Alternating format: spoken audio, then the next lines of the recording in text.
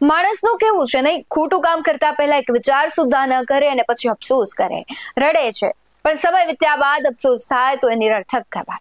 આવું જ થતું હોય છે નરાધમોનું, જે કોઈના જીવનનો અંત પોતાના સ્વાર્થ માટે લાવે, પોતાની હવસ સંતોષવા નાની કોમળ ફૂલ જેવી દીકરીને ચૂથી નાખે અને પ્રેમ અને પૈસાની લાલચે પોતાના જ પરિવારજનોની નિર્મમ હત્યા કરે.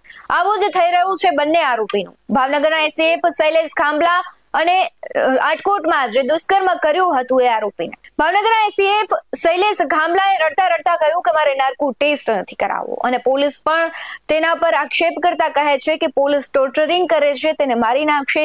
આવા આક્ષેપો કર્યા છે ભાવનગરના એસીએફ શૈલેષ ખાંભલાએ. નમસ્કાર, ગુજરાત BS9 ટીવી ન્યૂઝમાં આપની સાથે હું ભગવતી વિશાવડિયા.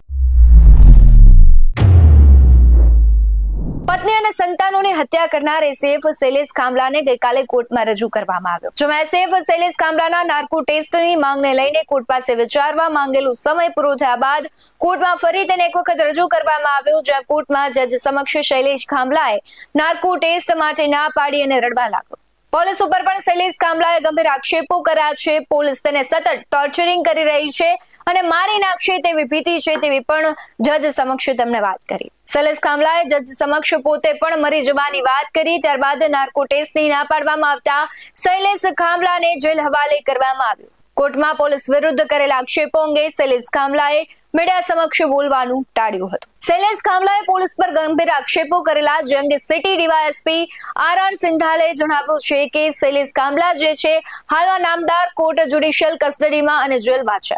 તેના રિમાન્ડ પૂરા થઈ ગયા છે અને એના દ્વારા કરવામાં આવેલા આક્ષેપો તથ્ય બેસ વગરના છે. પોલીસને રિમાન્ડ માંગવાનો પૂરો હક છે. વિસ્તૃત પુરાવા લેવા માટે રિમાન્ડ પોલીસ માંગતી હોય છે. જરૂર લાગે તો અમે રિમાન્ડની માંગણી નામદાર કોર્ટમાં પણ કરીશું. શૈલેષ ખાંભલાએ બળજબરીપૂર્વક જે ગુનો છે એ કબૂલાવ્યો હોવાના કરેલા આક્ષેપ બાબતે પોલીસે કહ્યું છે કે સાયન્ટિફિક ટોટલી એવિડન્સ છે ને આપણી પાસે, જેમાં પ્રી પ્લાનિંગ મર્ડર હોવાનું પણ સામે આવ્યું છે. આરોપી દ્વારા તેના જ સરકારી ક્વાર્ટરના આગળના ભાગે ખાડા ખોદવામાં આવ્યા છે અને ત્યારબાદ મર્ડર કરી લાશ તેમાં નાખી ખાડા પૂરવાની વિધિ કરી હતી અને સરકારી સાહેબોના પણ નિવેદનો લેવામાં આવ્યા છે. શું કહી રહ્યા છે ડીવાયએસપી RR સિંધાલ, તેના પર નજર કરીએ. ભરતનગર પોલીસ સ્ટેશન વિસ્તારમાં જે કાચનું મંદિર આવેલું છે અને તેની જે ફોરેસ્ટ કોલોનીમાં ગયા 7 તારીખે આ કામના જે નૈનાબેન પૃથા અને ભવ્ય જે છે તે ગુમ થયા બાબતની જે જાહેરાત શૈલેષ ખાંભલા દ્વારા કરવામાં આવેલી, જેના કામે એક ટીમની રચના કરવામાં આવેલી અને ટીમને જે છે તેના સરકારી ક્વાર્ટર્સની આગળના ભાગે ખાડા કરેલા છે અને ખાડા બુરવાની હકીકત મળતા પંચો તથા મામલતદાર સાહેબ, FSL અધિકારી અને ડોગની ટીમ તથા વિડીયોગ્રાફી સાથે ત્યાં ખોદતા 3 જે છે લાશ મળેલી, જે લાશને ઓળખવિધિ કરવામાં આવેલી અને આ લાશ જે છે મરણ જનાર નૈનાબેન, પૃથા અને ભવ્યની હોવાનું ખુલવા પામેલ. અને આ જે તપાસના કામે જે ફરિયાદી શૈલેષ ખાંભલા તેણે જ આ ત્રણેયનું જે તકિયાથી મૃત્યુ નિપજાવ્યું હતું, જેથી ખૂનનો ગુનો દાખલ કરવામાં આવેલા, જેના કામે વિસ્તૃત પુરાવા મેળવવામાં આવેલા છે.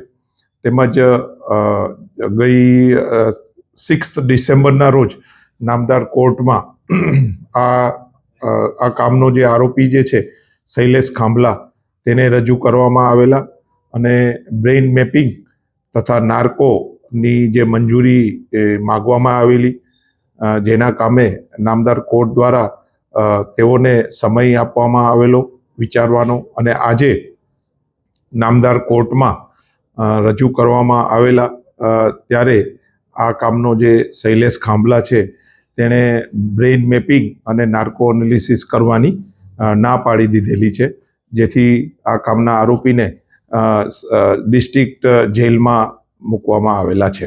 નાર્કો ટેસ્ટ અને બ્રેઇન મેપિંગ જે છે તે જે અત્યાર સુધીના જે પુરાવા મળેલા છે અને તેમાંથી વિસ્તૃત પુરાવા મેળવવા માટે અને એક સાયન્ટિફિક જે બેઝલાઇન ઇસ્ટાબ્લિશ કરવા માટે નાર્કો અને બ્રેઇન મેપિંગની જે જરૂરિયાત હોય છે. તેના માટે અમે નામદાર કોર્ટમાં આ મંજૂરી માગેલી. અને આ જે નાર્કો અને બ્રેઇન મેપિંગનું જે છે કે તે આરોપીની કન્સેસ ઉપર આધારિત હોય છે. તો જે શૈલેષ ખાંભલા દ્વારા કન્સેસ નહીં આપતા નાર્કો અને બ્રેઇનની નામદાર કોર્ટે મના કરેલી છે. હા, તપાસ દરમિયાન વિસ્તૃત અમે પુરાવા મેળવ્યા છે, જેમાં આ જે બંને જે છે એક નવું જીવન શરૂ કરવાની એક દિશામાં આ લોકો આગળ વધતા હતા.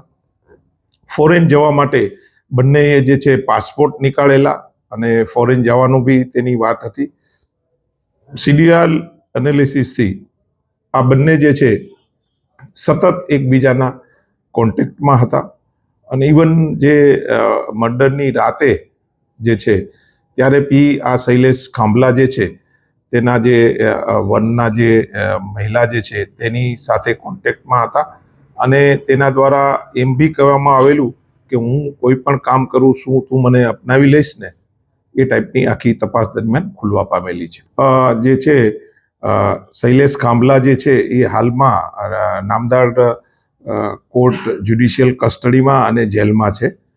તેના જે રિમાન્ડ બી પૂરા થઈ ગયેલા છે, એટલે એ જે છે તથ્યો બેઝ વગરના છે.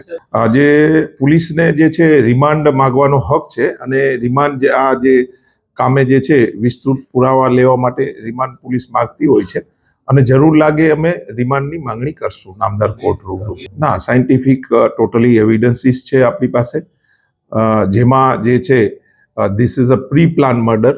એમાં 2 તારીખે જે છે જે આરોપી દ્વારા તેના જે સરકારી ક્વાર્ટર્સ છે તેની આગળના ભાગે ખાડા ખોદવામાં આવેલા છે. ત્યારબાદ મર્ડર બાદ જે લાશ છે તેને તેમાં નાખી અને ખાડા પૂરવવાની વિધિ, તે લોકોના નિવેદનો, જે સરકારી સાહેદો છે તેના નિવેદનો લેવામાં આવેલા છે. અને જે ડોગ જે છે તેના દ્વારા બી તેના ઘરમાં અને આખી જે છે કઈ રીતના લાશને ડિસ્પોઝલ કરેલો છે તે પૂરું જે છે તે ડોગ દ્વારા જે તેની જે ટ્રેસ માર્ક મેળવવામાં આવેલા છે અને સાયન્ટિફિક પુરાવા આપણે મળેલા છે. પ્રેમિકા સાથે એ સતત કોન્ટેક્ટમાં હતો, એ સચ નહીં. અત્યારે એટલા પુરાવા એકત્રિત થયા છે કે તેઓ એકબીજાના કોન્ટેક્ટમાં હતા. હવે આ સમગ્ર ઘટનામાં જે પ્રમાણે આરોપી છે પોલીસ પર આક્ષેપો કરી રહ્યો છે, ક્યાંક બચવાનો પ્રયાસ હોય તેવું પણ સૂત્રો માહિતી આપી રહ્યા છે. ત્યારે હવે શૈલેષ ખાંભલાના કેસમાં આગળ શું થાય તેના પર સૌ કોઈની નજર રહેશે. પરંતુ ગુજરાતમાં જે હવે કહેવાય છે કે ગુનાખોરીનો ગ્રાફ છે સતત ઉપર તરફ વધી રહ્યો છે, ત્યારે સવાલ અને ચિંતાજનક સ્થિતિ ગુજરાત માટે છે. હવે સુરક્ષાની દ્રષ્ટિએ કોઈ એવું નહીં કહી શકે કે ગુજરાતમાં મહિલાઓ સુરક્ષિત છે, ગુજરાતીઓ સુરક્ષિત છે, કારણ કે ઘરના જ હવે ક્યાંક છે ઘાતકી બનતા હોય તેવા દ્રશ્યો આવે છે. નાની ફૂલ જેવી દીકરી છે તેના પર છે ક્યાંક ને ક્યાંક દુષ્કર્મ જેવી ઘટનાઓ થાય છે. ન માત્ર આ બધું અહીંયા નથી સીમિત રહ્યું, ધીમે ધીમે માણસની માનસિકતા છે હવે તેમાં વિકૃતતા ફેલાઈ રહી છે. આ બધી જ ઘટનાઓને લઈને, માણસની માનસિકતાને લઈને તમારું શું કહેવું છે કમેન્ટ બોક્સમાં જરૂરથી જણાવજો. બાકી આવા જ વધુ અહેવાલો સાથે ફરી મળતા રહીશું. તમે અમારી યુટ્યુબ ચેનલને સબસ્ક્રાઇબ કરવાનું, અમને ફેસબુક અને ઇન્સ્ટાગ્રામ પર ફોલો કરવાનું ભૂલશો નહીં. બાકી અવનવી અપડેટ્સ મેળવવા માટે આપ જોતા રહો BS19 ન્યૂઝ. નમસ્કાર.